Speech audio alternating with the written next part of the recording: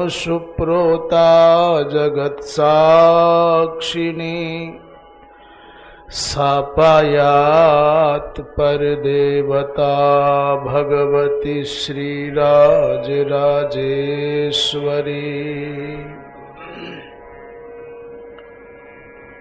कृष्णाय वासुदेवाय हरये परमात्मने प्रणतक्लेशनाशाय गोविन्दाय नमो नमः। रामाय रामभद्राय रामचन्द्राय वेधसे रघुनाथाय नाथाय सीतायाः पतये नमः। श्रीमन्नारायण नारायण नारायण श्रीमन्नारायण नारायण नारायण भजमन नारायण नारायण नारायण भजमन नारायण नारायण नारायण। बोलो नारायण नारायण नारायण बोलो नारायण नारायण नारायण। गाओ नारायण नारायण नारायण गाओ नारायण नारायण नारायण। श्रीमन्नारायण नारायण नारायण श्रीमन्नारायण नारायण नारायण। भजमन नारायण नारायण नारायण भजमन नारायण नारायण नारायण। श्रीमन्नारायण नारायण नारायण श्रीमन्नारायण नारायण नारायण। भजमन नारायण नारायण नारायण भजमन नारायण नारायण नारायण। बोलिए वृंदावन बिहारी लाल की जय। धर्म की जय हो। अधर्म का नाश हो। प्राणियों में सद्भावना हो। विश्व का कल्याण हो। गो हत्या बंद हो। गौ माता की जय हो। परम पूज्य धर्म सम्राट स्वामी श्री करपात्री जी महाराज की जय हो। अपने अपने सद्गुरुदेव भगवान की जय हो। श्री वृंदावन बिहारी लाल की जय। गंगा मैया की जय। हर हर महादेव।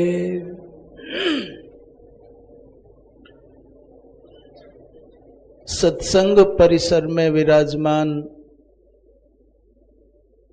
धर्म मूर्ति संत महानुभाव, सुधी साधक श्रोता महानुभाव, भक्ति स्वरूपा श्रद्धामयी मातृशक्ति और जहां तक ये संदेश जा पा रहा है, इस पावन सत्संग धारा से जुड़े हुए महानुभाव भाई बहन जहां भी बैठे हैं, जहां से भी सुन रहे हैं, वो भले ही दूर बैठे हों, परोक्ष अर्थात सामने ना हो, तथापि शाब्दिक संबंध से सम्मुख ही हैं इस भाव के साथ महाभागवत अर्थात देवी पुराण, जिसमें कल प्रसंग चल रहा था, भगवान शंकर के मन में आया कि अब कामाख्या छोड़ करके हिमालय की पावन कंदरा में तप करने जाएं।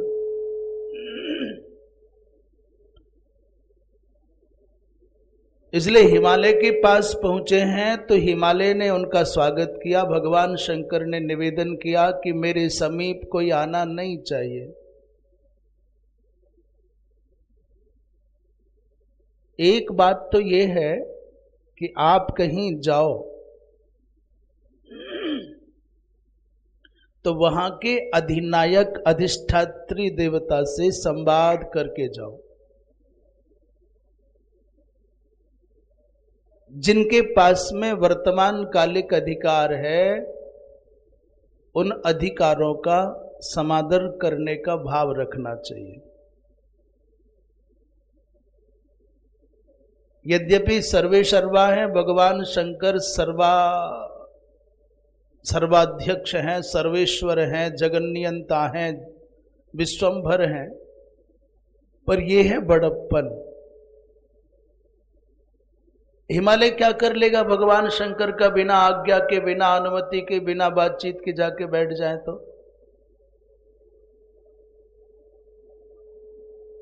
एक शिक्षा भी है और एक संदेश भी है। जैसे भगवान राम जनकपुर में गए हैं तो माली गण से पूछ करके पुष्प चयन कर रहे हैं। अब सोचो, जहां का राजा भगवान राम के चरणों में अवनत है, कृतकृत्य है, उनको कौन फूल तोड़ने के लिए पूछने की आवश्यकता है? परंतु अपने शिष्टाचार का परिपालन करना ही चाहिए। ऐसा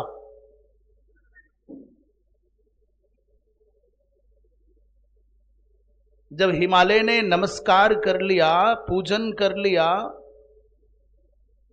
और निवेदन किया, हिमालय ने भगवान आज्ञा करें क्या सेवा करूं, तो भगवान शंकर ने कहा कि इतना ही सेवा पर्याप्त है, हमारे पास कोई ना आने पाए।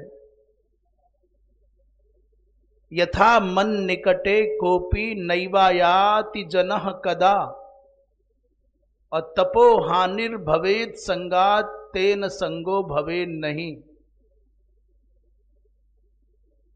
जिस व्यक्ति को तप करना है उस व्यक्ति को संग से बचना है। यहां थोड़ा कुछ अंडरस्टूड है, छुपा हुआ है। अर्थात साधक पुरुष शरीर में है तो उसको स्त्री शरीर के संपर्क में आने से यथासंभव, जितना संभव हो उतना बचना चाहिए।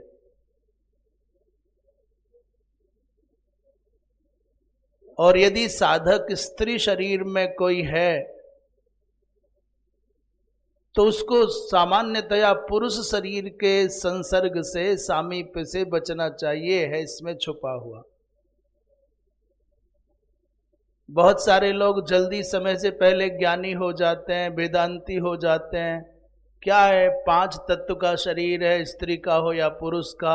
अरे तुम अभी जड़ ही हो जो अभी स्त्री माने बैठे हो, पुरुष माने बैठे हो। इतना भी ज्ञान नहीं हुआ, उठे नहीं, अभी शरीर में ही जी रहे हो। ये कोई हलवा है क्या? गप गप खा जाओ, स्त्री शरीर से उठ जाओ, पुरुष शरीर से उठ जाओ। बड़े बड़े ऋषि महर्षि भी अपेक्षा करते हैं कि अंतरंग पवित्रता बनाए रखने के लिए जो सामान्य मर्यादाएं उनका पालन होवे। यदि संग होगा तो क्या बोले, तपो हानिर भवेत संगात। तपस्या की हानि होने की संभावना है, ऐसा कहकर के मन रख लो, बाकी तो होना ही है। अग्नि और ईंधन का सामीप्य कभी भी त्रैकाल में भी, त्रैलोक्य में भी आनुकूल्य ना देगा। अग्नि और ईंधन के साथ साहचर्य का तात्पर्य, अर्थात अग्नि और उसके समीप में ईंधन होगा तो ईंधन को दग्ध होना ही होगा। निर्जने क्रियते बासो योगी भी किल भूधर, भगवान शंकर कहते हैं हे पर्वतराज, इसलिए बड़े बड़े योगी, बड़े बड़े महात्मा, बड़े बड़े मुनिजन वो एकांत का सेवन करते हैं, पर्वतों की कंदराओं का चयन करते हैं जहां सामान्य व्यक्तियों के आने की संभावनाएं ना हो। अच्छा, आज की स्थिति तो ये है कि तुम कहो कि चलो ऋषिकेश, गांव में ठीक नहीं है, तो बोले ऋषिकेश में तो गांव से भी ज्यादा भीड़ है। करे भाई चलो उत्तर काशी चलते हैं, बोले और ज्यादा भीड़ है। बोले चलो बद्रीनाथ चलते हैं, बोले और ज्यादा भीड़ है। तुम बता दो कहां जाएं जहां एकांत पाएं, जहां शांति पाएं। हमारी समझ में तो एक ही बात आई है कि एकांत चाहिए, शांति चाहिए, और भीड़ से बचना है तो अंदर उतर जाइए, और कोई ठिकाना नहीं है। करे केदारनाथ जाना है, दर्शन करने जाओ, कर आओ दर्शन।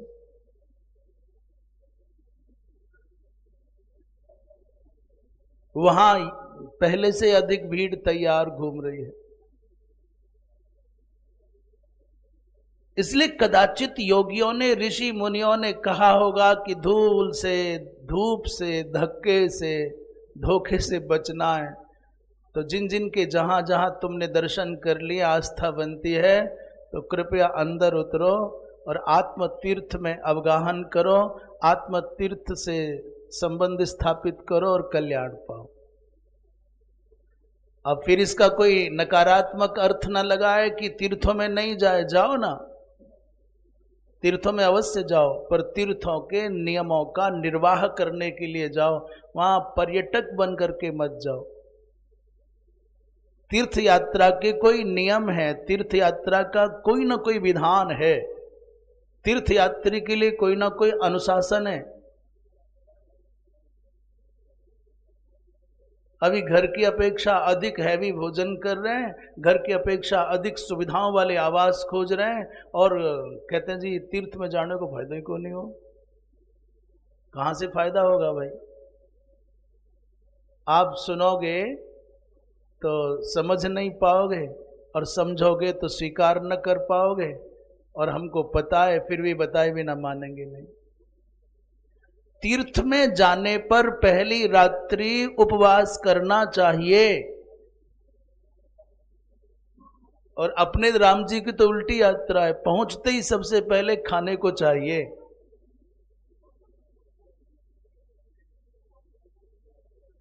बोलिए वृंदावन बिहारी लाल की। ये आना बहुत अच्छा है, पर हलचल अच्छी नहीं है। हिलो डुलो, चलो फिरो, जो करना है करो, पर बोलो मत।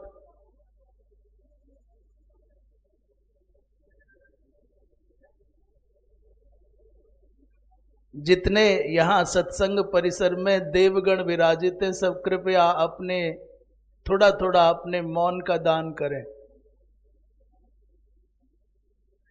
भाई आंखों को यदि कुछ करना है तो करने दो, हाथों को कुछ करना है करने दो, पर जिह्वा को विश्राम दो, या कानों को सक्रिय रखो बस।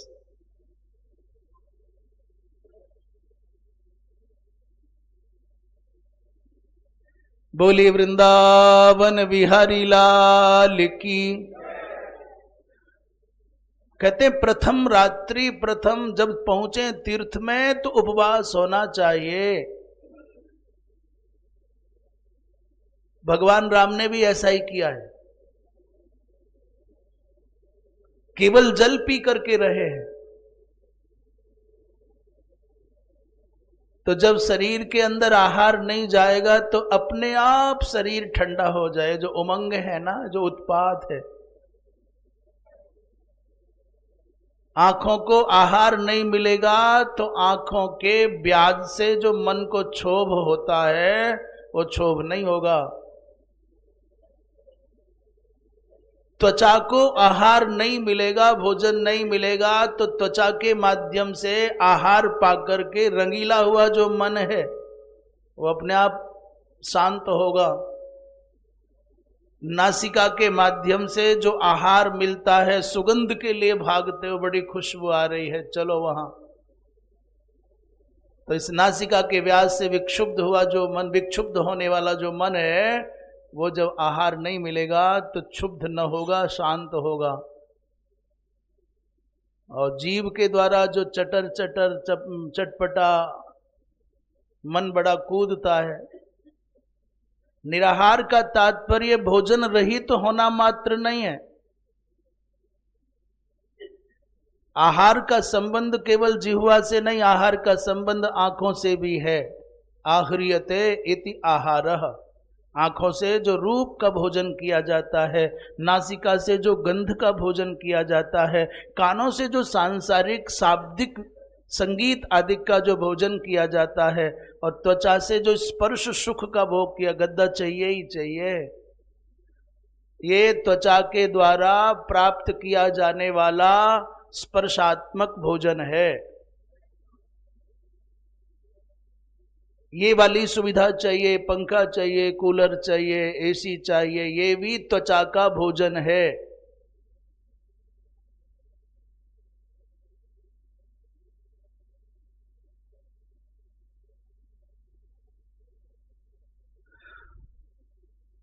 इन इंद्रियों के द्वारा जो निरंतर व्यक्ति मनोनुकूल आहार लेता है, फिर समझता है कि मन संयम में रहे, मन अच्छा रहे, तो ये सपना है।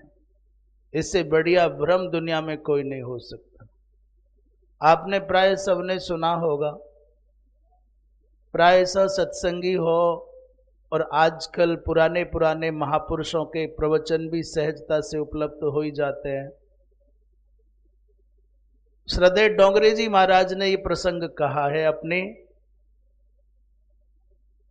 भागवत कथा में, वो कहते रहे हैं। हम आपको सुना नहीं रहे, केवल स्मरण करा रहे हैं। स्मरण इसलिए करा रहे हैं कि कदाचित पहले सुना हो, भूल गए हो तो सुन लो। जैसे रोज रोज भोजन करते हो एक ही प्रकार का, ठीक वैसे ही एक एक प्रकार की बात 2 बार 3 बार सुन लो।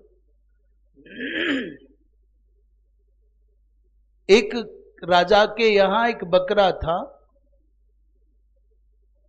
और राजा उस बकरे को खूब प्रेम करता, बढ़िया बढ़िया माल खिलाता, बढ़िया से बढ़िया बादाम काजू जो मन बने वही खिला दे, रबड़ी दूध दही जो आ जाए हाथ। पर इतना खिलाने के बाद भी जब राजा को चेक करने का मन आता कि देखो पेट भरो कि नहीं भरो, ये तृप्त हुआ कि नहीं, तो थोड़ी सी हरी घास दिखाता और बकरा तुरंत मुंह मारने के लिए दौड़ पड़ता। राजा समझता है भूखा ही है, और खिलाए और खिलाए और खिलाए, पर कभी वो दिन नहीं आया जिससे कि बकरा ये कहे बस बस बस अब नहीं खाऊंगा। राजा बड़ा बेचैन, बड़ा चिंतित, आखिर ऐसा क्या है, बकरे को कभी भी तृप्ति होती क्यों नहीं है, कोई ऐसा भी उपाय है कि तृप्ति हो जाए। और तो राजा खिलाता है। आप समझ लीजिए राजा के कौन से पिताजी के घर से आता है, तुम्हारी कमाई है।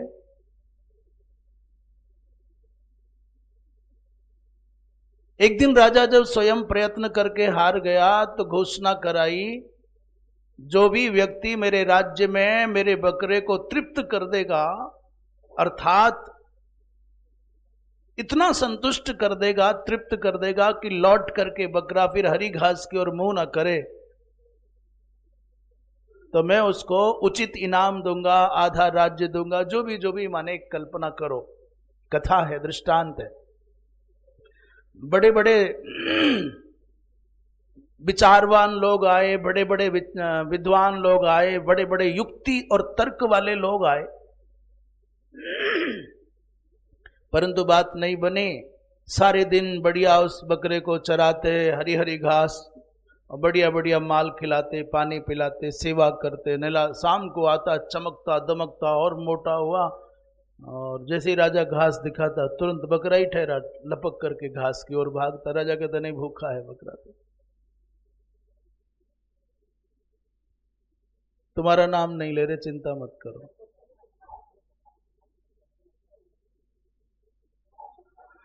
कोई अपने सत्संगी भाई होगा गीता भवन से जुड़ा हुआ,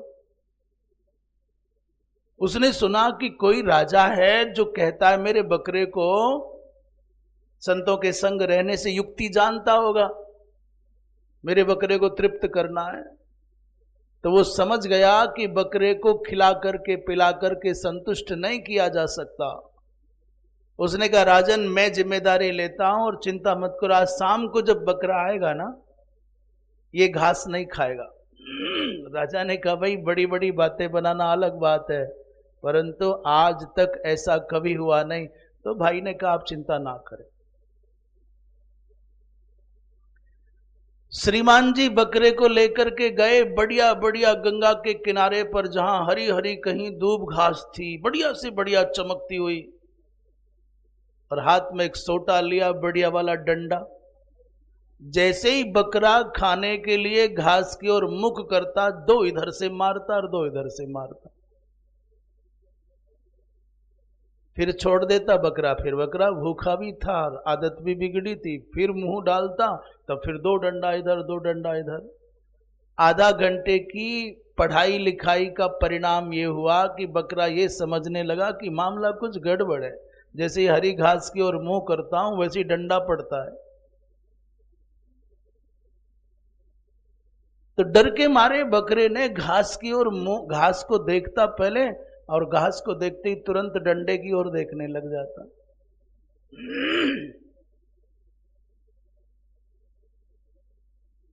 वो सज्जन बड़े चतुर थे, बड़े दक्ष थे, निर्दयी नहीं थे। वो दूसरे खेत में ले गए तो दूसरे खेत में जाकर के जैसे ही बकरे ने मुख डालना चाहा तो फिर डंडा पड़े। फिर पानी की ओर लेकर के गए, पानी पीना चाहा तो फिर डंडे पड़े। दोपहर हो गई। आज अपने जीवन में पहली बार उस बकरे ने इतनी पीड़ा पाई, इतनी वेदना पाई, इतना दुख पाया, बड़ा बेचैन। वो मन में सोचता किस कसाई के पल्ले पड़ गया भाई आज, ये तो खाने ही नहीं देता, पीने ही नहीं देता, जीने ही नहीं देता।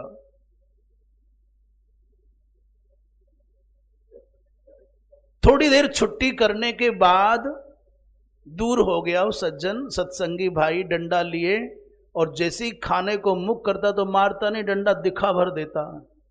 तेने खाया और मैंने कूटा।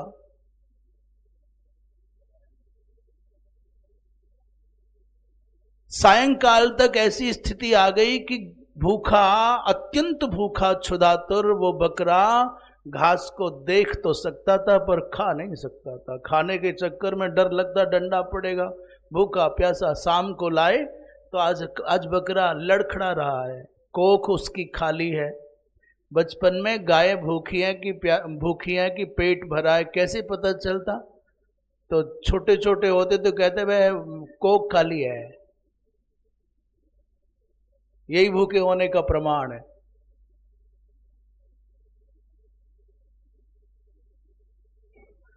जब बकरे को आंखों से आंसू गिर रहे हैं, बकरा चल नहीं पा रहा, लड़खड़ा रहा है, अब गिरा तब गिरा, राजा ने कहा क्या कर दिया तुमने? तो सत्संगी भाई ने कहा महाराज चिंता ना करो, आज ऐसा खिला करके लाया हूं, इतना खिलाया, इतनी सेवा की है कि चाहे अमृत ले आओ इसकी हिम्मत नहीं है मुंह मार दे। राजा को बड़ा आश्चर्य लग रहा है, भाई लगता तो नहीं इसने खिलाया पिलाया, क्या किया होगा। अपने ढंग से लाड़ प्यार किया बकरे को, और जैसे ही हरी घास दिखाई तो हरी घास देख करके खाने को तो मन हुआ, पर तुरंत डंडे की स्मृति आ गई तो उसके डंडे की ओर देखने लगा। उसने पीछे से छुपाया हुआ डंडा साइड में करके दिखा दिया, बकरे ने मुंह मोड़ लिया।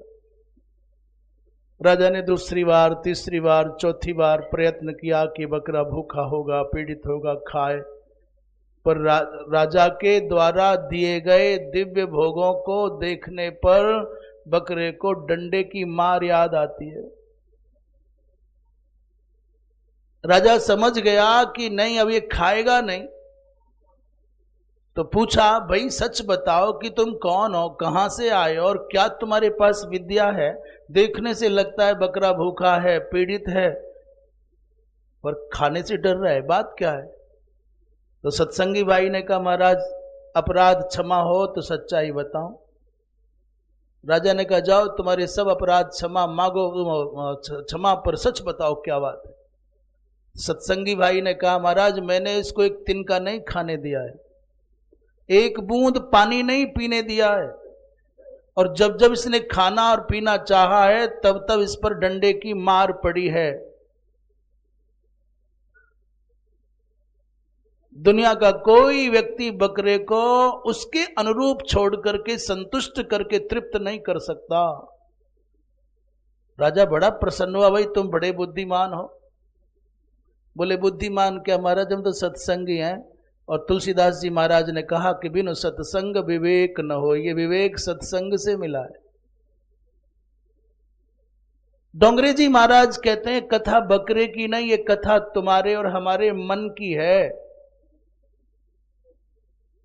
करम तो बद्रीनाथ चले गए तो मन तो साथ में लेकर के गए ना, विशैला मन साथ में है, तो चाहे बद्रीनाथ जाओ, चाहे केदारनाथ जाओ, चाहे वैकुंठ चले जाओ, मन ठीक कर लिया, मन अनुशासित हो गया, संयमित हो गया, तो फिर चाहे वन में रहो या भवन में रहो, तुम्हारे लिए कोई विशेष नहीं है। और मन यदि अनुशासित नहीं हुआ तो फिर चाहे वन में रहो या भवन में रहो, तुम्हारे लिए कोई विशेष नहीं है, कुछ भी नहीं हो सकता। वो बकरा नहीं, हमारा तुम्हारा मन है, इसको नित्य इसकी रुचि के अनुरूप आहार दोगे तो ये कभी तृप्त न होगा। भूख और मौत में, मौत से भूख बड़ी है। मौत तो जीवन में एक बार आती है, भूख और मौत में भूख बड़ी है। सवेरे खाओ और शाम को फिर तैयार खड़ी है। भूख में और मौत में भूख बड़ी है।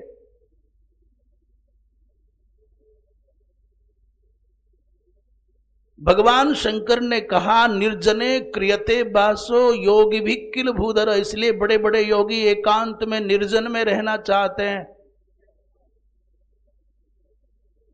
कोई दक्षिणा के प्रलोभन में मन को खींचेगा, कोई किसी को कोई सौंदर्य का कण खींचेगा, किसी को किसी की गान विद्या खींचेगी, किसी को कुछ, किसी को कुछ।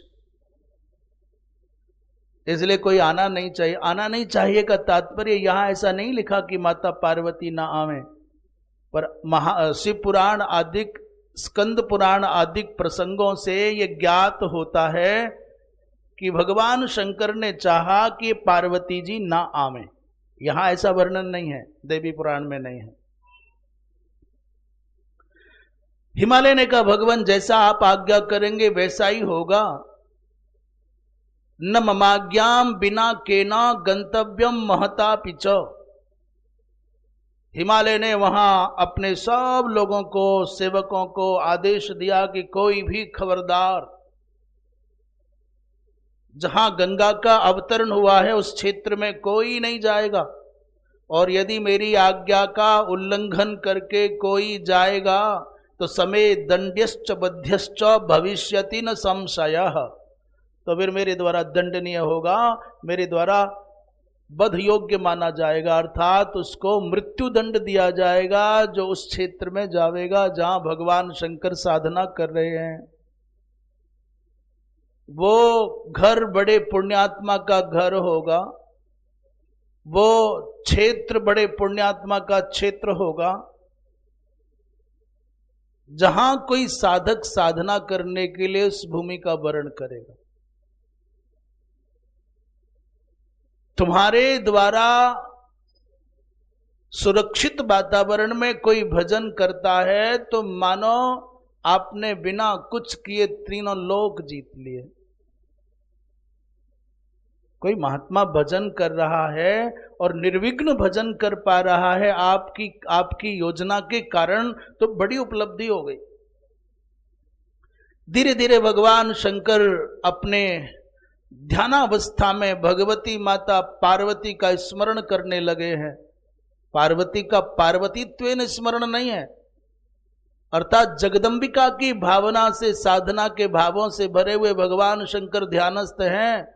और अचानक जब भगवती माँ जगदम्बा का चिंतन ध्यानावस्था में भगवान शंकर ने किया तो यहां माता का मन डोल गया। उन्होंने हिमालय से कहा पिताजी तथई कदा जगद्धात्री पार्वती स्वयमेव ही। माता पिता से कहा कि मैं जहां भगवान शंकर तप करते हैं मैं भी वहीं जाकर के तप करूंगी।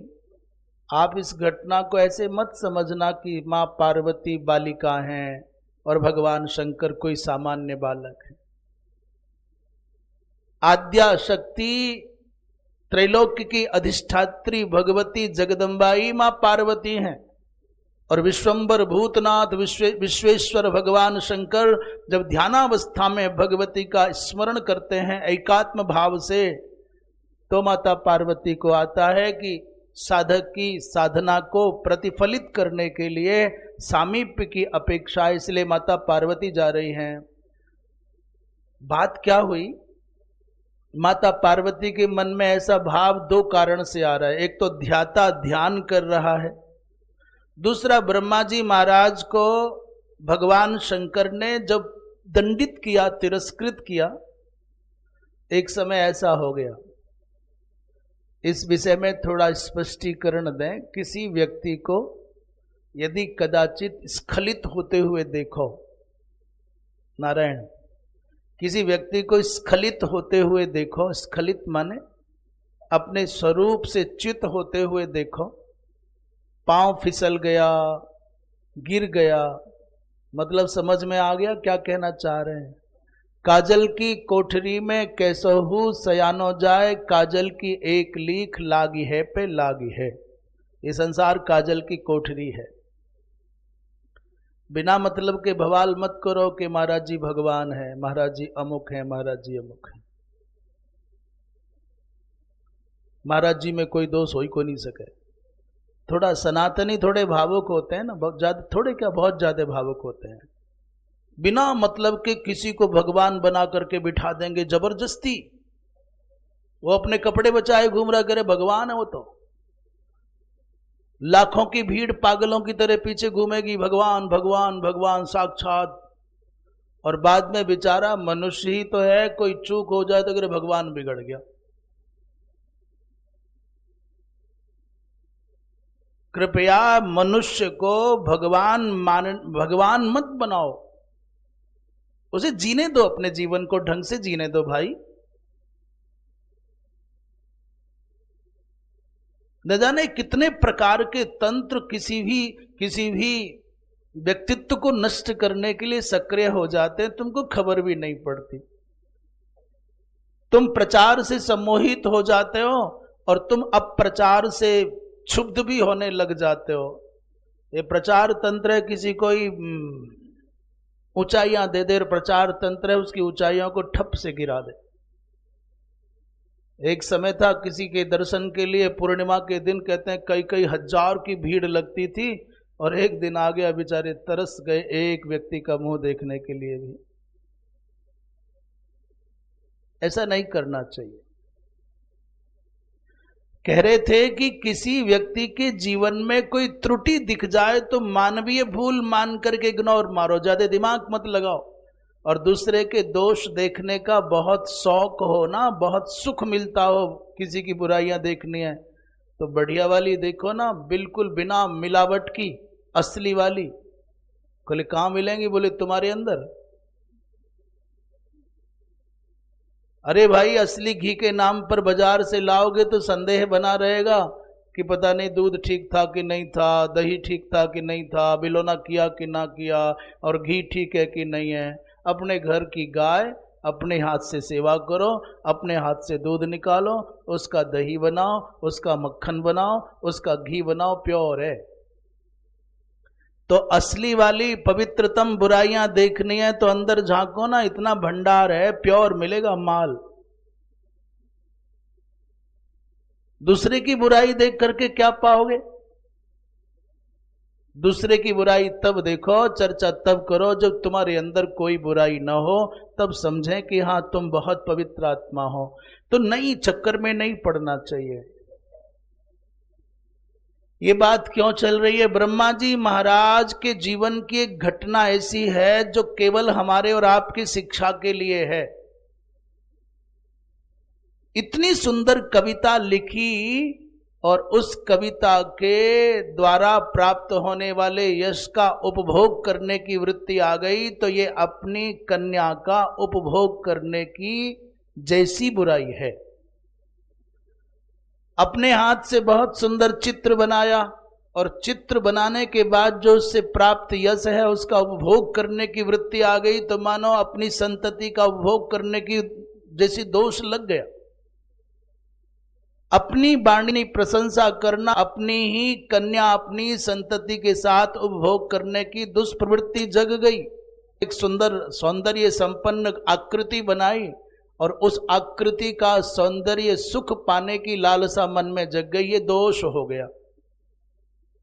भगवान शंकर ने देखा कि ये तो अच्छा नहीं है, इसलिए भगवान शंकर ने क्या किया, निनिंद तम मुहुर्देवम ब्रह्मांडम जगतः पतिम।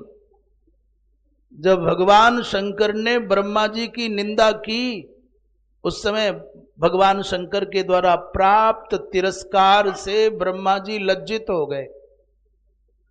हम तो बहुत संक्षेप में कथा कह रहे हैं, आप ठीक से समझ लो क्या क्या कैसा कैसा समझ सकते हैं।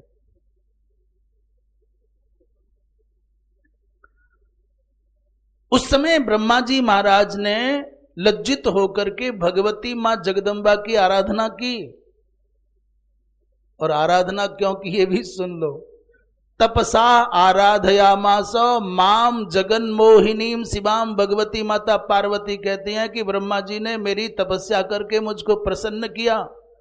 ब्रह्मा तिरस्कृतस्तेन शंभुना काम मोहितः तपस्तप्त्वा तदा ब्रह्मा तुतोष जगदम्बिकाम। क्या कहा तपस्या करके?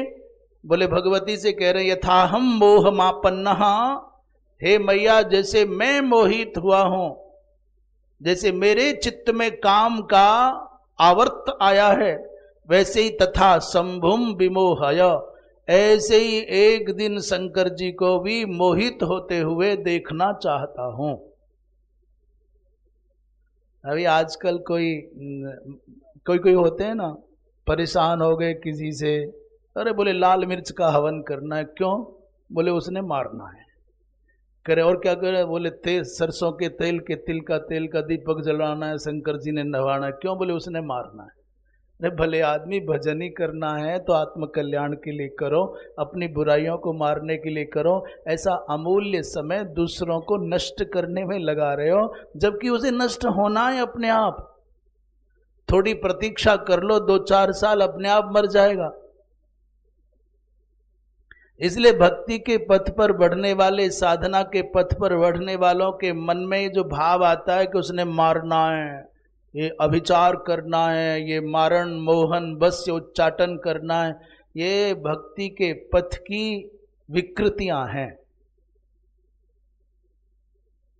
और बड़ा दंभ भरते हैं, हम इतने शक्तिशाली साधक हैं, हम ऐसा कर देंगे वैसा कर देंगे, सारी धरती बदल देंगे। विधाता के बनाए हुए विधान के विरुद्ध जाने की जो प्रवृत्ति है, वो परिणाम अच्छा कैसे दे पाएगी? आजकल बहुत मेहनत की जा रही है विज्ञान के द्वारा, लड़कियों को लड़का बनाया जा रहा है, लड़कों को लड़कियां बनाया जा रहा है। तो बना लो, सारी लड़कियों को लड़का बना दो और सारे लड़कों को लड़कियां बना दो भाई। अब क्या करोगे? बोले तब भी तो व्यवस्था वही है, पुरुष पुरुष है, स्त्री स्त्री है।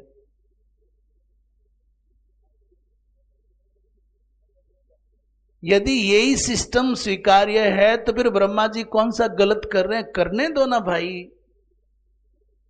पर नहीं, जो विधाता का विधान है उसके विरुद्ध जाना है। ये गोद लेने की परंपरा क्या है? भगवान को यह अभीष्ट होता कि तुम्हारे आंगन में, तुम्हारी गोद में कोई खेले तो फिर बालक को उठाता ही क्यों, बालक देता क्यों नहीं? पर तुम कहते हो नहीं, तेरे विधान के विरुद्ध जाना है, गोद लेके आना है। बिना खिलौनों के कैसे जी सकते हैं? भगवान का भक्त वो है जो विधाता के विधान को परमात्मा की कृपा मान करके हर अवस्था में प्रेम से स्वीकार कर ले। जैसा आपने रखा है, जैसा आपने दिया है, मैं उसमें संतुष्ट हूं, प्रसन्न हूं। इसमें भी कोई ना कोई हित छिपा होगा इस भाव से। तो ब्रह्मा जी महाराज ने तपस्या करके आराधना की, रूप सौंदर्य कांत्यात्वम एतद देहि बरम मम। हे मैया, अपने रूप सौंदर्य कांति से शंकर को सम्मोहित करो, मैं ये देखना चाहता हूं। तो उतने दिनों पहले ब्रह्मा की तपस्या का प्रतिफल देने के लिए माता पार्वती वहीं पहुंच गई जहां भोलेनाथ बैठे। भगवान शंकर को मोहित करना है, क्योंकि ब्रह्मा को वरदान दिया है।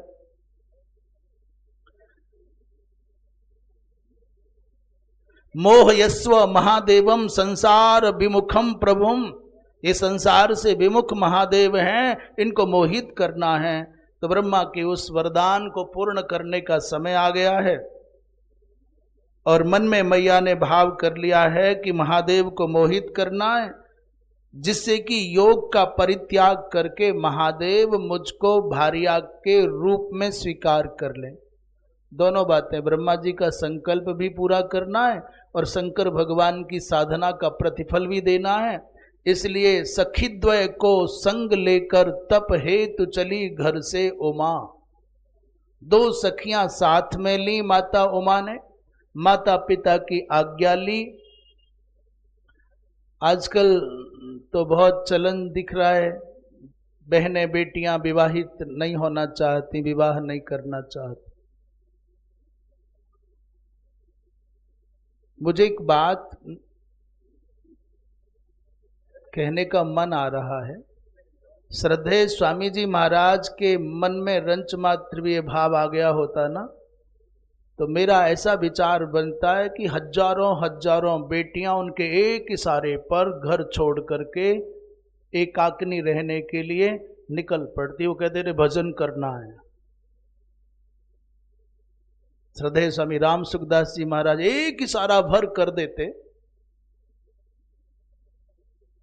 और आप सोचो कैसी शास्त्र निष्ठा है। उन्होंने कभी बच्चियों को ये नहीं कहा कि नहीं तुमको विवाह नहीं करना है, और ये लाल पीले कपड़े पहन करके घर से बाहर। और आजकल थोड़ी सी क्षमताएं विकसित हो जाएं, थोड़ी सी प्रतिष्ठा मिल जाए, तो सबसे पहला काम ये किया जा रहा है, वो चाहे ब्रह्म कुमारी के द्वारा किया जा रहा हो और चाहे किसी और महात्मा के द्वारा किया जा रहा हो, कोई किसी रूप में, कोई किसी रूप में, सारे इसी जन्म में बहनों को बेटियों को ब्रह्म प्राप्ति करा देने पर तुले हुए हैं। इसका मतलब पहले के ऋषि महर्षि उतने सक्षम नहीं थे, और यही तथाकथित महानुभाव रोना रोते हैं हिंदू घट रहा है बढ़ाओ।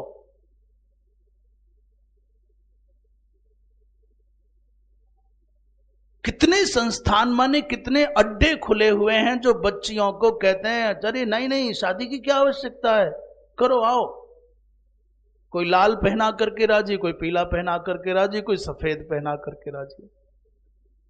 हम कहते हैं शास्त्रों के बल पर, सनातन धारा के बल पर, सनातन धर्म के बल पर एक बहन का, एक बेटी का जीवन तब सार्थक होता है जब उसकी संतति भगवान के भक्त हो जाती है। उसी दिन सफल होता है एक बहन का, एक बेटी का एक जीवन, जब उसके द्वारा दिए गए संस्कारों से संपन्न बालक और बालिका, उसकी संतान जब भगवान की भक्ति करने लग जाए। पुत्रवती जुवती जग सोई, रघुपति भगत जासु सुत होई। आपकी संतति में वो पवित्र संस्कार आ जाएं जो सनातन धर्म की रक्षा करने के काम आए। आपकी संतति में वो साहस और शौर्य आ जाए जो राष्ट्र रक्षा के काम आए। आपकी संतति में वो पवित्र उदार भाव आ जाए कि कहीं धरती पर एक भी गौ माता भूखी तड़पती न पाई जाए। तो समझना आपकी संतति में औदार्य है, दान की वृत्ति है, तो तुम्हारा जीवन सार्थक हो गया, धन्य हो गया। सुनीति माता का उद्धार उसके पुत्र के भजन करने मात्र से हुआ। पुत्र का विमान पीछे जाता है और माता सुनीति का विमान उनसे आगे आगे जा रहा है। शुक्राचार्य जी महाराज कह रहे हैं ये ध्रुव धन्य है, ऐसी तपस्या करने वाला त्रैलोक्य में कभी नहीं देखा। और धन्य उसकी माता सुनीति जिसके दिए गए संस्कारों का ये प्रतिफल है। तो ये जो चलन चला है ना, जिम्मेदारियों से भागने की जो बीमारी मन को लगी है, चाहे बहनें हो, चाहे बेटियां हो, चाहे युवक हो, नहीं नहीं, ये कोई उत्तम मार्ग नहीं है। कम से भी कम बहनों के लिए, बेटियों के लिए, माताओं के लिए उत्तम मार्ग नहीं था, नहीं है, नहीं होगा। अविवाहित रहने की जो एक कुप्रथा चली है वो बरगलाते हैं, महात्मा भी बरगलाते हैं। केवल टैग लगा करके साध्वी होने से कल्याण होगा। साध्वी होने का तात्पर्य साधु भाव का हृदय में आ जाना, सत्भाव का हृदय में आ जाना, पवित्रता सच्चरित्रता पूर्वक जीवन जीना, ये साध्वी भाव है। पर भगवान जाने क्या लीला है। सखी द्वय को संग लेकर तप हेतु चली घर से उमा, शिव सन्निधि में पहुंच करके बैठी धारण करके क्षमा। भगवान शंकर के समीप आसन जमाया मैया ने थोड़ी दूरी पर। बहुत माता पिता थोड़े खिन्न हो रहे थे, कैसे होगा कैसे होगा। तो मैया ने कहा नमेस्ति दुखं कुत्रापि काननेपि गृहेपि वा। मैया ने कहा कि हमको घर और भवन और वन दोनों में कुछ भिन्नता नहीं है, कोई सामान्य है हमारे लिए।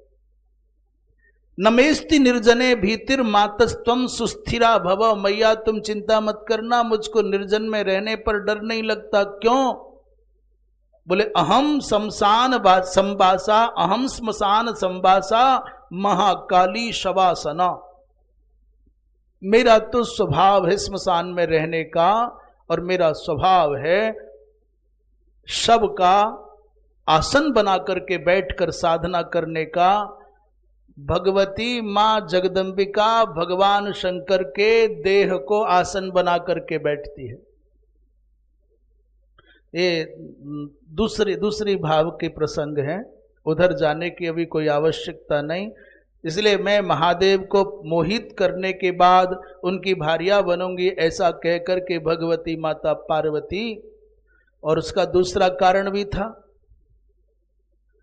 भगवती माता पार्वती भगवान शंकर के साथ संगत न हो, विवाह न हो, तो एक बड़ी भारी विपत्ति से त्रैलोक के त्रस्त हो रहा है। तारकासुर नाम का जो महादैत्य है, जिसके कारण इंद्रादिक देवता पीड़ित हैं, उस तारकासुर का अंत होगा तो भगवान शंकर के पुत्र के द्वारा होगा। इसलिए देवता निरंतर प्रयत्नशील हैं, प्रार्थनारत हैं कि किसी भी प्रकार जल्दी से जल्दी भगवान शंकर का माता पार्वती के संग ये वैवाहिक विधि का उपक्रम संपन्न हो जाए, जिससे कि तारकासुर के आतंक से हमको मुक्ति मिल जाए। बोलिए वृंदावन बिहारी लाल की। नारायण। जग रहे हो ना? बोले सावधान, होशियार, खबरदार।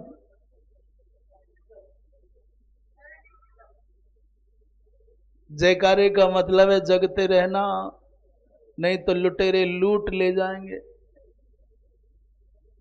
कि जी अपने तो कुछ लेके ही नहीं आते, क्या लुटेरे। और गीता भवन में कोई डर को नहीं आते, कोई लुटेरों को नहीं। अरे भाई, वो संपत्ति लुट जाए तो कुछ न जाए, पर आपका धन जो पवित्र धन है, तप रूपी धन है, पुण्य रूपी धन है, वो न लुटने पाए, उसका ध्यान रखना। इसलिए जागते रहो। वृंदावन बिहारी लाल की।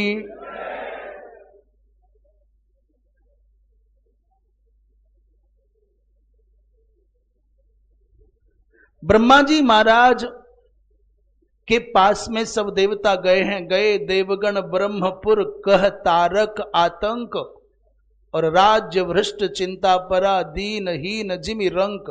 बेचारे देवता दीनहीन की भांति ब्रह्मा जी के पास पहुंचे हैं। रंक होने का तात्पर्य, कई बार व्यक्ति बड़े अच्छे कपड़े पहने हुए, बहुत अच्छे वस्त्र पहने हुए, बढ़िया गाड़ी से भी पहुंच गया है, पर हृदय बेचारा पीड़ा से भरा हुआ है, मुख की कांति मलिन है, तो समझ लेना कि ये दिखावे के चक्कर में है, अंदर से खाली हो गया है। देवताओं की दशा को देखा ब्रह्मा जी ने, पूछा क्या बात है? तो कहा यत्र यत्र वयम यामः तत्र तत्र महासुर। महाराज कहाँ जाएं, हम भ्रष्ट राज्य हो गए हैं, भ्रष्ट दारा माने हमारे घर छूट गए। जहां जहां जाते हैं तारकासुर को पीछे पीछे पाते हैं। आप बुरा ना मानो तो बताएं। लोग रावण को बहुत बुरा कहते हैं, तारकासुर को बहुत बुरा कहते हैं। जब मनुष्य प्रकृति को अपने अनुरूप चलाने लग जाता है तो वो मनुष्य ही राक्षस हो जाता है, दैत्य हो जाता है, असुर हो जाता है, रावण और तारकासुर हो जाता है। बताना क्या करता था रावण? उसने कहा अग्निदेव से जब कहें तब जलना नहीं, चुप पड़े रहना, भोजन बनाओ। बेचारा बना रहा है अग्निदेव भोजन। वायु से कहता है कि झाड़ू लगाओ,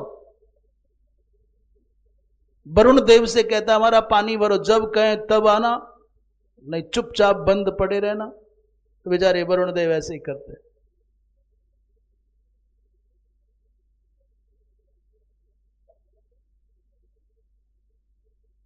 बताना ये काम आप नहीं कर रहे क्या? पसीना आ गया है, हे वायुदेव चल इधर आ। खट से आपने स्विच ऑन किया और वायुदेव चल पड़े। बताना नहीं है क्या ये? आपने जब मन किया तब टोटी का मुंह खोला और पानी भर लिया। आपने जब मन किया तब लाइटर जलाया और गैस जलाई। बोलो अग्नि को अपने सारे पर नचाना है कि नहीं?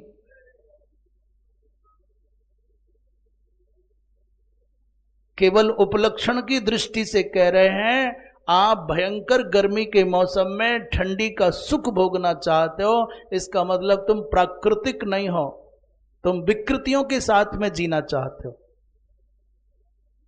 अब करें क्या? बोले गंजे लोगों के बीच में कंघा बेचने का काम कर रहे हैं। जिसके बाल ही नहीं है कंघा बेच के करोगे क्या? लोचन विहीन समाज में दर्पण बेचने के जैसा है। आज के समय में ये कह दो ना एसी नहीं चलाना, तो लोग पत्थरों से भले ही नहीं मारे पर गाड़ काट काट के मार देंगे कि महाराज जीने दे कि ना जीने दे। बड़े बड़े बड़े बड़े सेमिनार हो रहे हैं किसानों के हित के लिए, मजदूरों के हित के लिए। बड़ी बड़ी योजनाएं बनाई जा रही। कहां बैठ के? बताना कहां? एसी हॉल में बैठ करके। और जिस किसान की चिंता में जले जा रहे हैं, घुले जा रहे हैं, मिटे जा रहे हैं, मरे जा रहे हैं ये महानुभाव, चाय की प्यालियों में पूरे विश्व का आंदोलन सिमट रहा है। वो किसान बेचारा जेठ की दोपहरी में तप रहा है धूप में। मैं कहता हूं एक तपस्या करने वाला साधक जितना तपता होगा उससे कई गुना अधिक तपता है खेत में एक किसान का बेटा।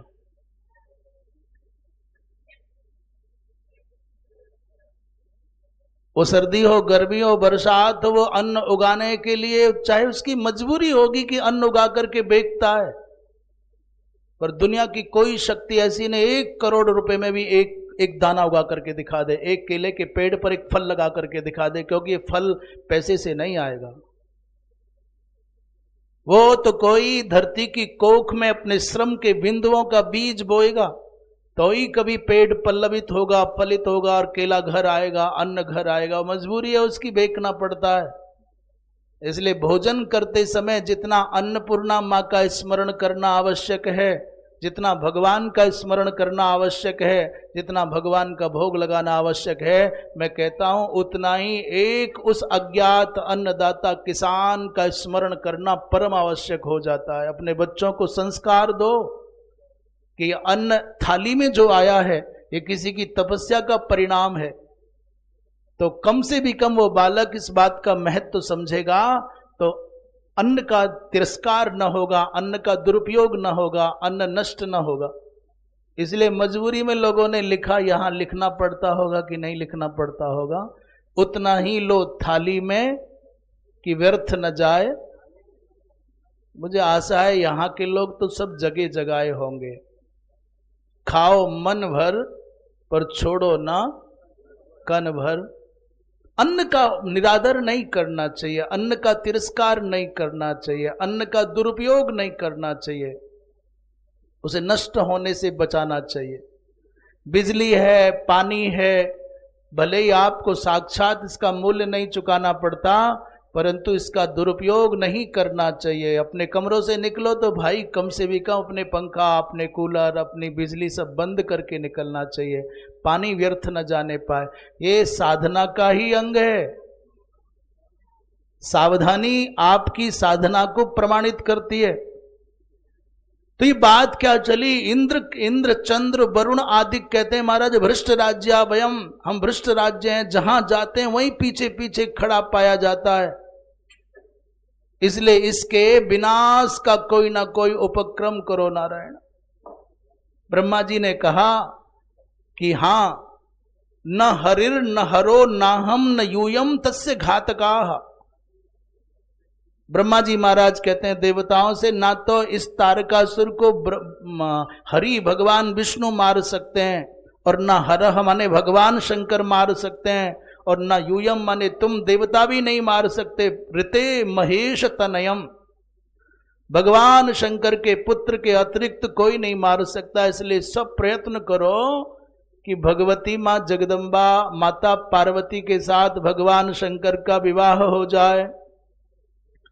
पर होवे कैसे, भगवान शंकर भोलेनाथ तो आंख बंद किए समाधि में बैठे हैं। सुरपति सुरगुरु सोचते और कथम त्रिलोकी रक्ष, कामदेव को अग्र कर चलो साध ले लक्ष्य।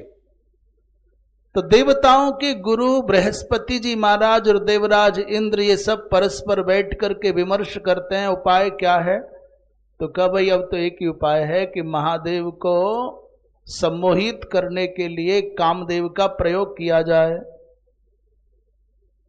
तब कामदेव को बुला करके देवराज इंद्र ने समझाया भाई लोक मंगल का कार्य। कामदेव ने कहा कि समय से पहले मेरे जीवन की विदाई चाहते हो क्या?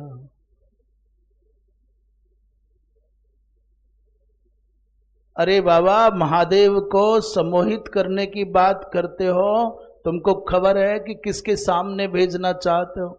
इंद्र ने कहा मित्र चिंता मत कर,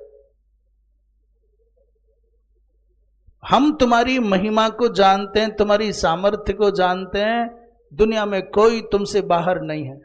और जैसी कामदेव की प्रशंसा की वैसे कामदेव को हवा लग गई। उसने कहा ठीक कहते हो, जो कार्य वज्र के द्वारा संभव नहीं है देवराज, जो कार्य चक्र सुदर्शन के द्वारा संभव नहीं है, जो शंकर का त्रिशूल नहीं कर सकता, वो मेरे 5 बाण कर सकते हैं। यस्य वक्षसि ते वज्रम, इंद्र तुम्हारा वज्र जिसके वक्ष में प्रवेश नहीं कर सकता। और विष्णु चक्रंच शीर्यते, अर्थात भगवान विष्णु का सुदर्शन चक्र भी जाए तो हृदय से टकरा करके खाली लौट आए, और महादेव का त्रिशूल भी व्यर्थ चला जाए। तम भिंदंती शराह पंचो मम पुष्प मया क्षणात, उस व्यक्ति के हृदय में मेरे 5 सुकोमल बाण प्रविष्ट होकर के उसको छिन्न भिन्न कर सकते हैं। ये 5 बाण कौन से हैं? कहते हैं उन्मादन, तापन, शोषण, स्तंभन और सम्मोहन। ये कामदेव के 5 बाण क्या हैं? बोले सबसे पहला है अरविंद कमल का फूल, और दूसरा है अशोक का वृक्ष। इसको देख करके लोग बड़े मुग्ध होते हैं, कमल को देख करके सबको ही आकर्षित होते हैं। और तीसरा क्या? बोले आम्र, और चौथा नवमल्लिका, और 5वां नीलोत्पल माने नीला कमल। यही कामदेव के 5 सायक हैं। कामदेव ने कहा कि मेरे 5 बाण जो हैं वो अव्यर्थ संज्ञ कहा, कभी बेकार नहीं गए, कभी खाली नहीं जा सकते, क्योंकि मेरा जो मंत्री है वो बसंत है, ऋतुराज बसंत मेरा मंत्री है। और पवनो यंता, अर्थात वायुदेव ही जो मलय संभव है, मलया गिरि की सुगंधि को लेकर के आता हुआ जो वायु का झोंका है, वो मेरा यंता है, मेरा सारथी है। और मित्रम शशांकः, चंद्रमा पूर्ण चंद्र मेरा मित्र है। और पत्नी में रति त्रैलोक्य मोहिनी, मेरी भार्या है रति जो तीनों लोगों को मोहित कर लेती है। इस प्रकार अपने पूरे सैन्य दल का बखान करके कामदेव चला, पर जाते जाते कहने लगा, अच्छा कामदेव बोला हंसकर, निश्चिंत रहो निश्चिंत रहो। तब चक्र वज्र त्रिशूल वृथा, तब अमोघ मम बाण अहो। अचानक कामदेव को स्मरण आ गया, जब भगवान शंकर की ओर चलने लगा। उसने कहा कि मुझे ब्रह्मा जी का शाप मिला है पूर्व काल में। ब्रह्मा जी महाराज ने अपने जब तिरस्कृत होने की स्थिति आई, अर्थात सम्मोहित होने की अवस्था आई, अपनी कन्या पर विमुग्ध हुए, ऐसा कथा आती है। उस समय कामदेव को शाप देते हुए ब्रह्मा जी महाराज ने कहा, जब तू भगवान शंकर पर बाण चलाएगा ना, तब दग्ध भस्म हो जाओगे। जब शंकर पर बाण चलाओगे तब दग्ध भस्म हो जाओगे। आ गया याद ब्रह्माभिशाप, जो दिया काम को विधि ने था। ब्रह्मा ने जो शाप दिया था वो कामदेव को याद आ गया। उसने कहा मैं न जाऊं, तुम्हारा काम बने या बिगड़े, परंतु मैं भगवान शंकर के सामने जाऊंगा तो मारा जाऊंगा। इंद्र ने फिर समझाया, मनाया, और अंत में निष्कर्ष क्या निकला? कामदेव कहता है, चाहे कितना भी प्रयत्न करो, दैव का लंघन करना संभव नहीं है। तुलसी जस भवितव्यता, तैसी बने सहाय, और आपे आवे ताही पही ताही तहां ले जाए। आपको पता भी नहीं चलेगा, जो घटना जहां घटनी है, जैसे घटनी है वैसे घट जाएगी। अगर हम यहां आ कैसे गए, आए क्यों? एक ऐसा नियति का चक्र चलता है कि आपको पता भी नहीं चलता और काम हो जाता है।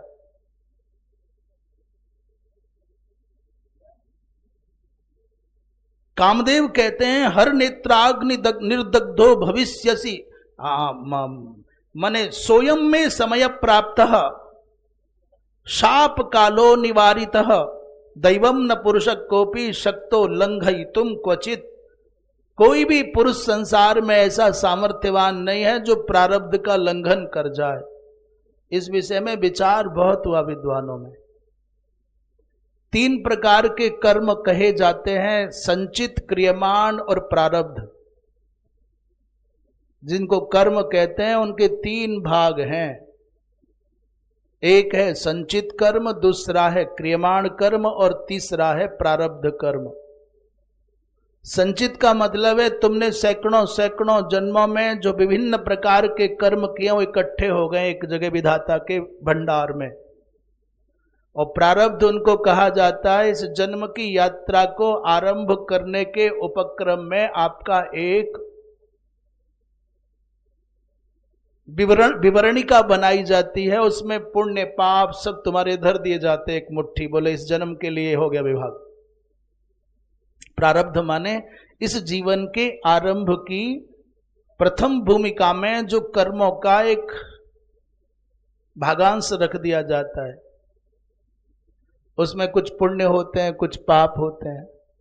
संयोग से किसी के पुण्य अधिक हो जाते हैं अथवा किसी के पाप अधिक हो जाते हैं। और तीसरा क्रियमाण माने वर्तमान जीवन में जो निरंतर करते जाते हो क्रियमाण कर्म है। इसमें अच्छे और बुरे दोनों मिश्रित होते हैं। ये सब स्टॉक में जा रहे होते हैं, संचित हो रहे होते हैं। कहते हैं किसी महापुरुष को भगवत साक्षात्कार हो जाए, किसी को ज्ञान की प्राप्ति हो जाए, ब्रह्मात्मैक्य भाव का अपरोक्ष अनुभव हो जाए, तो उसके संचित और क्रियमाण कर्म मिट जाते हैं, नष्ट हो जाते हैं, परंतु प्रारब्ध नहीं मिटता। ब्रह्मज्ञानी का भी प्रारब्ध नहीं मिटता। भगवत साक्षात्कार होने पर भी प्रारब्ध को मिटाया जाना संभव नहीं है। क्यों? बोले छुटा हुआ बाण है प्रारब्ध। इसलिए बड़े बड़े अमलात्मा, विमलात्मा, महात्मा बड़ी दिव्य अवस्था में पहुंचने के बाद भी किसी को शारीरिक ये पीड़ा, किसी को वो पीड़ा, किसी को तिरस्कार, किसी को अपमान, ये भोगना पड़ता है। एक ऐसी दिव्य विभूति जो साक्षात ब्राह्मी भाव को प्राप्त हो गई। आप सब जानते हैं उन महापुरुष का नाम। उनका नामस्मरण करने से भी, नामोच्चारण करने से भी मन पावन होगा। जिनको साक्षात सचल ब्रह्म कहा जाता था, श्रद्धेय प्रातस्मरणीय पूज्य उड़िया बाबा जी महाराज, पूज्य श्री अनंत श्री विभूषित पूर्णानंद तीर्थ जी महाराज, उन उड़िया बाबा जी महाराज की ऐसी पवित्र भाव दशा थी कि बैठ जाते तो कहा जाता है समाधि लग जाती थी। अखंड ब्रह्म चिंतन में रहते पूज्य उड़िया बाबा जी महाराज। और कोई कोई कहते हैं उनको वन दुर्गा का सिद्ध थी, अन्नपूर्णा सिद्ध थी। जहां बैठते वहां दसियों हजार लोगों का भोजन होता और स्वयं भिक्षा करके पाते। श्रद्धे उड़िया बाबा जी महाराज। पर आपको आपके संज्ञान में है कि नहीं, उनके जीवन का पर्यवसान कैसे हुआ? उड़िया बाबा जी महाराज के जीवन यात्रा का समापन, पूर्णाहुति कैसे हुई? उन्हीं के किसी भक्त ने, सेवक ने अथवा शिष्य ने, वो सायंकालीन प्रवचन के सत्र में थे और किसी जन्म का हिसाब बराबर कर दिया। अद्भुत बात यह है कि प्रहार होने के बाद एक बार भी कहीं उड़िया बाबा जी महाराज जिन्होंने दर्शन किए उस घटना के, वो महापुरुष बताते थे, हमने गुरुजनों के मुख से सुना है कि उफ नहीं निकला। और लोग दंड देना चाहते थे, बोले नहीं, दंडित नहीं करना। अपने आराधना के उच्चतम स्तर का अनुभव निरंतर उनके साथ था, उसको दंडित नहीं करना। और ब्रह्म चिंतन करते करते बैठे बैठे देह त्याग दिया। बताओ, ऐसे निर्विकार महात्मा से, ऐसे अद्भुत दिव्यात्मा महात्मा से भी कोई बैर पाले बैठा है, तो ये प्रारब्ध का पूरा हिसाब यहीं बराबर हो जाए, ये कर्मों की पोटली में कोई दाग शेष ना रह जाए, कोई कण चिपका रह गया ना, तो फिर दोबारा हिसाब बराबर करने आना पड़ेगा। इसलिए बड़े बड़े महात्मा प्रारब्ध कर्म को यहीं भोगना चाहते हैं। आप रामकृष्ण परमहंस के बारे में सुनते हैं, बड़े बड़े अद्भुत महापुरुष हुए हैं। श्री रामकृष्ण परमहंस जी के बारे में आपने सबने सुना होगा कि उनको अंतिम समय में कोई फोड़ा हो गया, उसको नाम देते हैं आजकल कैंसर कहो, सीधी गांव की भाषा में फोड़ा हो गया। फोड़ा माने ऐसा, जैसे नासूर आदि कहते हैं, ऐसा जो ठीक ना हो रहा हो। तो उनसे अनेक भक्तों ने, उनमें श्रीमान नरेंद्र भी हैं, अर्थात विवेकानंद जी भी हैं। साक्षात भगवती मां महाकालिका से आपका संवाद होता है और फिर भी आप ये दर्द लेकर के जीते हो। हम उधर कथा में नहीं जाना चाहते, क्या प्रसंग, तात्पर्य हम कहना चाहते हैं कि बड़े बड़े अमलात्मा, विमलात्मा, ब्रह्मविद वरिष्ठ महात्मा भी प्रारब्ध का परिशोधन नहीं कर सकते, कर नहीं सकते कि करना नहीं चाहते। दो बातें हैं। सामान्यतया नियम कहता है कि नहीं, करना संभव नहीं है। संचित और क्रियमाण दोनों के दोनों दग्ध हो जाते हैं ज्ञानाग्नि में, परंतु प्रारब्ध फिर भी डंडा लिए खड़ा रहता है, उसको तो स्वीकार करना ही पड़ेगा। इसलिए भक्त को चाहिए कि भगवान का अनुग्रह मान करके व्याधि को, और मैं तो कहता हूं बीमारियां होना अच्छा है, शरीर में कोई बीमारी लग जाए बहुत अच्छा है। एक महात्मा जी की बात बता रहे हैं, बड़े अच्छे महापुरुष हैं, बड़े अच्छे, माने मैं नाम नहीं बताना चाहता, बड़े अच्छे अद्भुत, उनको अतिसार का रहता है, अनवरत।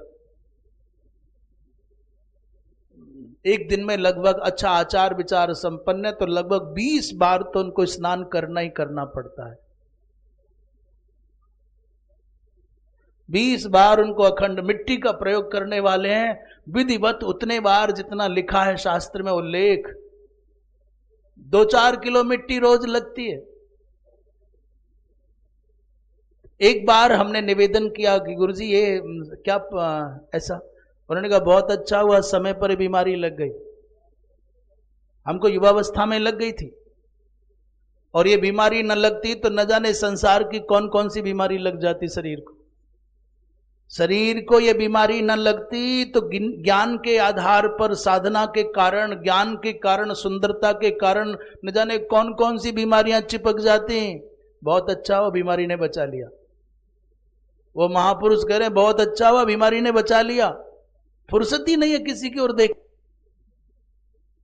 शरीर में आई हुई व्याधि शरीर की आसक्ति को मिटा देती है, और संबंधों में आई हुई दरार, ये संबंधों में जो आसक्ति बनी है, जब बेटा सामने खड़ा नहीं हो तब तक कैसे स्वाद में खट्टापन आएगा, कड़वापन आएगा। छोटा भाई आंख तरेर के खड़ा हो जाए, नौकर उल्टा बोलने लग जाए, बेटा तन के खड़ा हो जाए, तब लगता है कि को नहीं भाया, मोह में बावड़े हुए घूम रहे। जब तक ये बहू ना आंखें तरे रहे तब तक बेचारी माताओं की सांसों में सांस आती कहां, तब पता चलता है पराये हैं हम। इसलिए संबंधियों के द्वारा किया जाने वाला तिरस्कार भगवान के भजन के मार्ग को प्रशस्त करता है। शरीर में आने वाली व्याधियां शरीर की आसक्ति को मार करके भगवत चिंतन का मार्ग प्रशस्त करती हैं। धन का नष्ट होना, धन के प्रति जो अत्यंत मनुष्य के चित्त में महत्व भाव आ गया है, उससे मन को मुक्त होने का एक अवसर मिलता है। भगवान का भजन करो, भजन करो, भजन करो, वो ही सार है। भगवान का भजन ही सार है, बाकी सब बेकार है। झूठे को तो बोल ही दो, ऊपर ऊपर से ही बोल दो। बोले भगवान का भजन ही सार है। हमारा ही मन रखने के लिए बोल दो, भगवान का भजन ही सार है, बाकी सब बेकार है। अब अपने मुंह से बोला है तो अपने शब्दों की लज्जा रखना। हमारा मन तो रख लिया जो रख लिया, हम तो तुमको फंसा रहे थे। भाई हमारा मन तो जो रखना था रख लिया, पर अब अपने शब्दों की लज्जा रखना कि यही कहना रे आज बोल के आए, बटे सत्संग में उन्हें बोला करे बाकी सब बेकार है। भगवान का भजन ही सार है। कामदेव कहते हैं दैवम न पुरुषक कोपी सक्तो लंघई तुम क्वचित। भाई जो दैव का विधान है उसका लंघन करना संभव नहीं है, तो जो होगा देखा जाएगा, ऐसा सोच करके कामदेव पहुंच गए। और जैसा कि यहां ये प्रसंग थोड़ा संक्षेप में है, रामचरितमानसकार ने इसको बहुत विस्तार दिया है। शिव पुराण में खूब विस्तार से है, स्कंद पुराण में खूब विस्तार से है। जिस समय कामदेव वहां पहुंचाए अपने सैन्य दल के साथ, तो तपश्चरंत सिद्धाश्च कामेन परिमोहिता, ऐसा वातावरण हो गया। कैसा माने वन वृक्ष लता तलैया ताल पशु पक्षी सबके चित्त में काम के प्रति ऐसा सम्मोहन का भाव आ गया। कहते धरा न काहू धीर, सबके मन मनसिज हरे, धरा न काहू धीर, पर ते उबरे तिहु काल में जे राखे रघुवीर। ऐसा नहीं कि सब खत्म हो गया, सबके सब कामासक्त हो गए, नहीं। तुलसी बाबा ने ऐसा लिखने के बाद थोड़ा रुक करके सोचा कि सबके मन में काम हो गया तो राम कहां रहेगा। आप तो कहते हैं ना, जहां राम तह काम नहीं और जहां काम तह राम। जिस पल आपके चित्त में राम का चिंतन प्रकाश होगा, उस पल आपके चित्त में काम रूपी अंधकार नहीं टिक सकता। और काम रूपी वासना का अंधियारा तभी आता है जब राम की भक्ति का प्रकाश, राम के स्मरण का प्रकाश तुम्हारे मन से विदा हो जाता है। जहां और तहां का तात्पर्य है कि जब आपके मन में भगवान राघवेंद्र की भक्ति का प्रकाश जगमग होगा तो फिर आपको संसार का कोई आकर्षण अंधेरा आवेगा ही नहीं। जहां राम तह काम नहीं, जहां काम तह राम। और तुलसी कबहू की रह सके रवि रजनी एक ठाम, अंधेरा और उजाला एक संग नहीं रह सकता, राम और काम एक संग नहीं रह सकता। जब काम तुमको पीड़ित करता हो तो समझ लेना तुमने राम को छोड़ दिया होगा, राम तुम्हारे हाथ से छूट गए होंगे। राम की स्मृति रहेगी तो काम रह ही नहीं सकता। बोलिए वृंदावन बिहारी। श्रृंगार भाव मापन्ना किन्नराद्या, कोई एक सिद्ध हो, गंधर्व हो, किन्नर हो, सबके मन में श्रृंगार का प्राधान्य आ गया। जो वनस्थ जंतु थे, मुनि जन थे, ते सर्वे बिकला वनस्थ जंतवः, वनस्थाश्च जंतवः, और कामेन परिमोहिता। सविकारा गणा, भगवान शंकर के गणों में भी कामदेव का प्रभाव आ गया। और तो किसी की क्या कहे।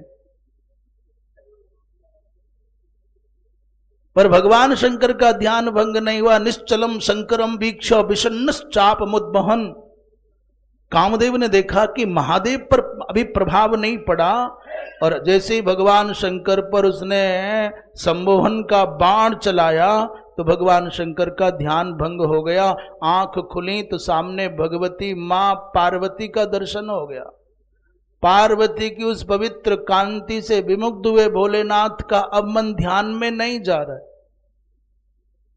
भगवान शंकर ने एक ही पल में अनुभव किया कि मेरे मन में ऐसा आकर्षण क्यों आया। तब तक दूसरा बाण मार दिया, बाणम सम्मोहनम नाम। उस बाण के लगते भगवान सम्मोहित हो गए और सहसा विचार किया कि यह हुआ कैसे। वो तो ठीक है, पार्वती उनके निमित्त ही साधना है, उनके संकल्प की पूर्ति के लिए हमें। पर जब अपनी रुचि से ये विचार उत्पन्न हो तो सहजता है, पर विवश होकर के विचार उत्पन्न हो रहा है तो ये ठीक नहीं। ऐसा सोच करके भगवान शंकर ने उसे क्रोधाग्नि कहते हैं, तृतीय नेत्र कहते हैं। मैं कहता हूं ज्ञानाग्नि में जल करके भस्म होगा काम, और कोई दुनिया की शक्ति नहीं है। ज्ञान की अग्नि जब प्रज्वलित होगी तो सब कुछ जल करके भस्म होगा।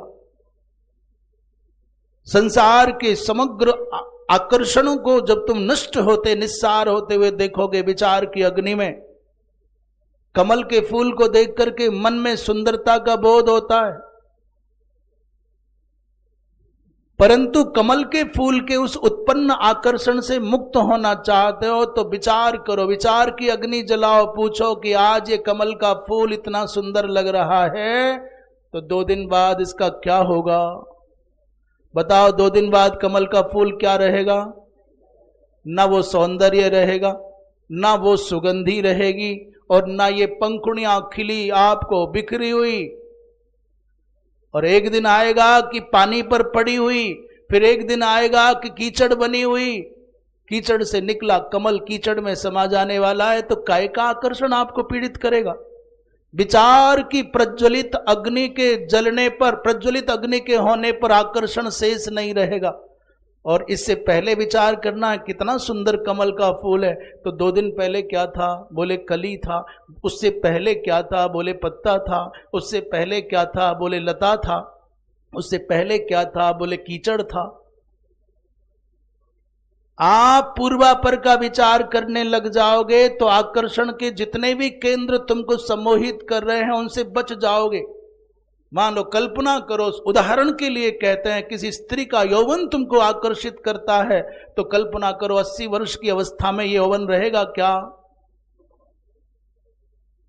आप जिस पल, जिस वस्तु पर, जिस व्यक्ति पर, जिस स्थान पर लट्टू हो, मरे जा रहे हो, चाहिए ही चाहिए, उसका पूर्वापर विचार कर लोगे तो विचार की जो अग्नि जलेगी उसमें आकर्षण स्वाहा हो जाएगा। यही बचने का उपाय कोई दूसरा नहीं। भगवान शंकर ने जैसे ही तृतीय नेत्र का उद्घाटन किया महाराज उसी समय जय जय हो गया कल्याण, कामदेव जल करके भस्म हो गया। बोलिए शंकर भगवान की।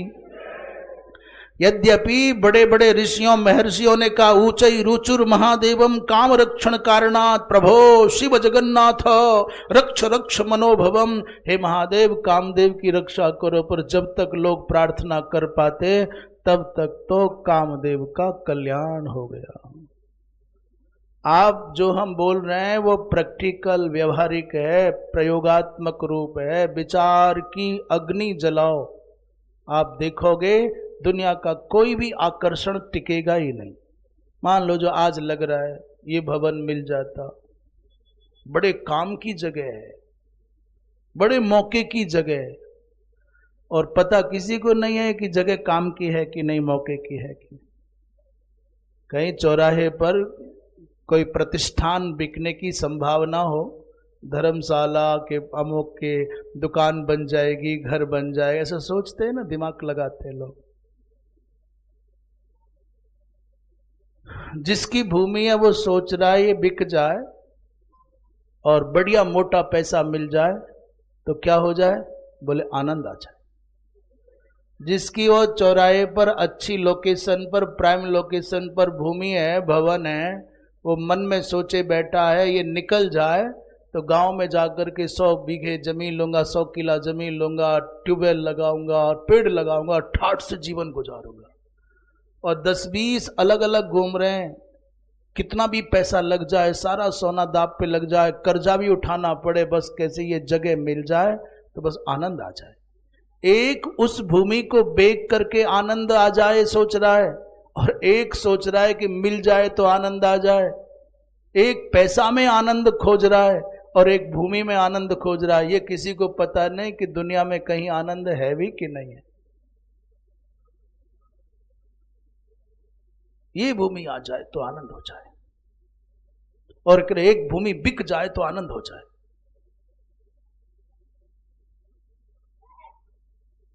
भगवान शंकर की जो वो कामदेव को जलाने वाली अग्नि थी उसका क्या हुआ?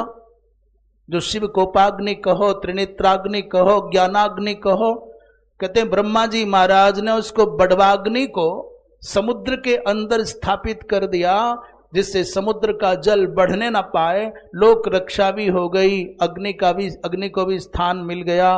बोलिए वृंदावन बिहारी लाल की।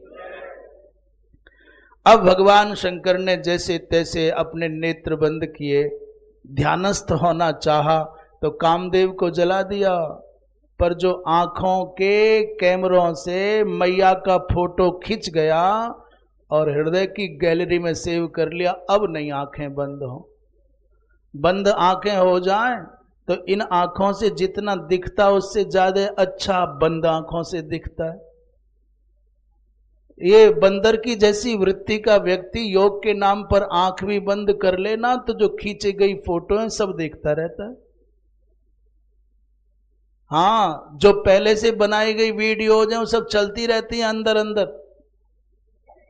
योग का तात्पर्य इसलिए कुछ कुछ आचार्यों ने कहा है कि जो तुमने देखा है, जो तुमने सुना है, जो तुमने चखा है, उसको भूल जाओ, तुम्हारा योग सध जाएगा। दृष्ट भुक्त दृष्ट श्रुत भुक्त जितना भी तुम्हारे द्वारा अनुभूत है संसार, उसको जब तक खाली न करोगे, मिटाओगे न, तब तक योग क्या करेगा। इसलिए अब जब भगवान शंकर ने कामदेव को जला दिया तो मैया पार्वती ने अब मोर्चा संभाला है। महादेव से कहा कि तुमने कामदेव को जला दिया, अब क्या करोगे। चिरम करोसी तत्कस्मात् कामोयम नासितस्त्वया।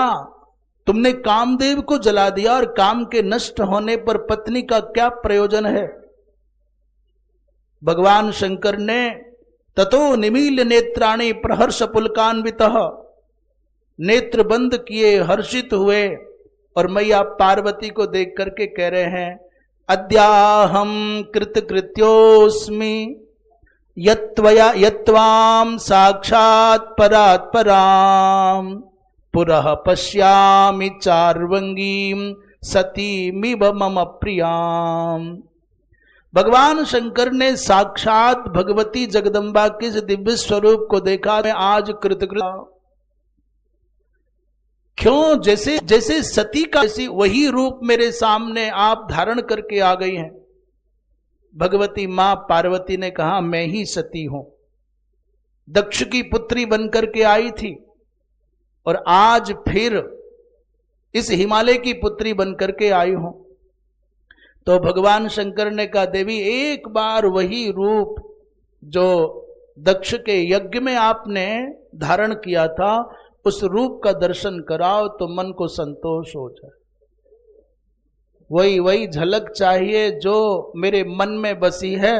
तो जब भगवान शंकर ने कहा कि काली तथा स्वरूपेण चात्मानम दर्शयस्व माम, वही स्वरूप जगदम्बिका का मुझको दिखाओ, तो भगवती मां जगदम्बिका ने भगवान शंकर की भावना का आदर करते हुए वही दिगंबरी शरद रक्ता भीमा यत विलोचना बभुव पूर्ववत काली स्निग्धांजन चय प्रभा, वही विकराल भगवती का विशाल स्वरूप देखा तो भोलेनाथ संकोच के मारे आंखें बंद करके बैठ गए।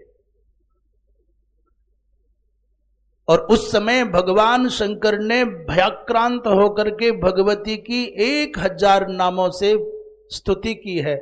यहां पर सहस्र नामावली के माध्यम से अनाद्या परमा विद्या प्रधाना प्रकृति परा शंकर धरती पर पड़े और ऊर्ध्वर मां के पाद, भगवान शंकर लेट गए और भगवती वो महाकाली का पांव भगवान शंकर के वक्ष पर है और सहस्र नाम से ध्यान सह करते शिव संवाद भगवान शंकर मैया को 1000 नामों से मना रहे हैं। 23वां अध्याय यहां संपन्न हो जाता है। कहते हैं जो 1000 नामों वाली इस पावन स्तुति का आश्रय लेता है उसके या इदम पठते देव्या नामनाम भक्त्या सहस्रकम स्तोत्रम श्री शंभुना प्रोक्तम सह देव्या समता मियात। इस सहस्रनाम स्तोत्र का जो आश्रय लेकर के भगवती की स्तुति करता है वो भगवती जगदम्बा की भाव को प्राप्त हो जाता है। गंध पुष्प से धूप दीप से महेश्वरी की उपासना करके जो इस स्तोत्र का पाठ करता है वो परम पद पाता है। ऐसा किसी के मन में ये पीड़ा हो कि राजा मेरे अनुकूल नहीं है, शासक मेरे अनुकूल नहीं है, अथवा कोई ये समझता है कि शत्रु मुझे बड़े पीड़ित करते हैं, अथवा कोई हिंसक सिंह व्याघ्र आदि से पीड़ित है, दस्युओं से पीड़ित है, इस स्तोत्र का आलंबन लेने पर वो सारी विपत्तियां कट जाती हैं। वृंदावन बिहारी लाल की। अब भगवान शंकर थोड़े तटस्थ हुए, शांत हुए और निवेदन किया देवी मेरा संकल्प पूर्ण करो, मेरी धर्म पत्नी बनकर के मुझको अनुग्रहित करो। तो मैया ने कहा महाराज उल्टी गंगा न बहाओ, हमारी भारतीय संस्कृति की परंपरा ये नित्य सिद्ध है, सत्य है कि हम तुम दोनों नित्य दंपति हैं, पर जब हम आदर्श जीवन जीना चाहते हैं तो लोक मर्यादाओं का पालन होना चाहिए। यदि विवाह ही करना चाहते हो तो फिर असंप्रदत्ता पित्राहम कथमेनम उपागता। भगवान शंकर ने कहा हम तुम्हारे सेवक हो गए, जो कहोगे वो करेंगे, बस मुझको स्वीकार कर लो। भगवती ने कहा पिताजी के पास जाओ। हमारी भारतीय परंपरा में कन्या अपने वैवाहिक निर्णय स्वयं नहीं कर सकती, नहीं करना चाहिए। किसी भी कन्या को अपने विवाह के विषय में स्वतंत्र निर्णय करने की आज्ञा शास्त्र नहीं देता और करना भी नहीं चाहिए। अब ऐसे में कोई चालाक होगा ना, बुद्धि ऐसी बुद्धिमती बिटिया होगी, वो माता पिता को ब्लैकमेल करके हाँ करवा लेगी। नहीं नहीं, माता पिता अपनी विवेकमयी परीक्षण दृष्टि से उत्तम घर वर देख करके जहां विवाह करें, कन्याओं को वहीं विवाह कर लेना चाहिए। यही शास्त्र का उपदेश है और इसी में सबका त्रैकालिक हित है। अपनी मर्जी से करना, इसलिए शास्त्र कभी ये नहीं कहते कि हो क्या रहा है। शास्त्र ये उपदेश करते हैं ये होना चाहिए और ये नहीं होना चाहिए। मानने वालों का अपना मंगल, अपना हित और न मानने वाले उसका परिणाम भोगें। पर भगवती मां कहती है कि पितरम में गिरिश्रेष्ठम केनचित मतिशाली ना। प्रस्ताव भी भेजना हो तो किसी बुद्धिमान व्यक्ति को भेजना मेरे पिताजी के पास, किसी के माध्यम से संवाद चलाओ। और स्वाभिप्रायम ज्ञापयत विवाहार्थम महेश्वरः, ऐसा कहकर के मैया पार्वती गई घर। भगवान शंकर ने तुरंत बुलाए बड़े बड़े महात्मा, मरीचि आदि सब, और कहा, शंकर बोले तब ऋषि गण से, मुझे बुलाकर यदि गिरिवर देता है सुता अपने मुझको संयोग रचो सद्यः मुनिवर। हे महात्माओं, ऐसा संयोग बनाओ कि हिमालय हाथ जोड़ करके मुझको घर बुलाए और अपनी लाडली कन्या मुझको सौंप दे। ऐसी योजना बनाना, वहां जाकर के मेरा प्रस्तुतिकरण ठीक ठीक करना। ऋषिगण हिमालय के पास गए हैं। शेष चर्चा कल होगी, आज यही वक्तव्य को विराम।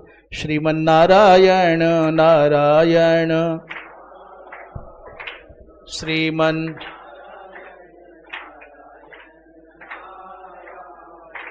भजमन नारायण नारायण नारायण भजमन।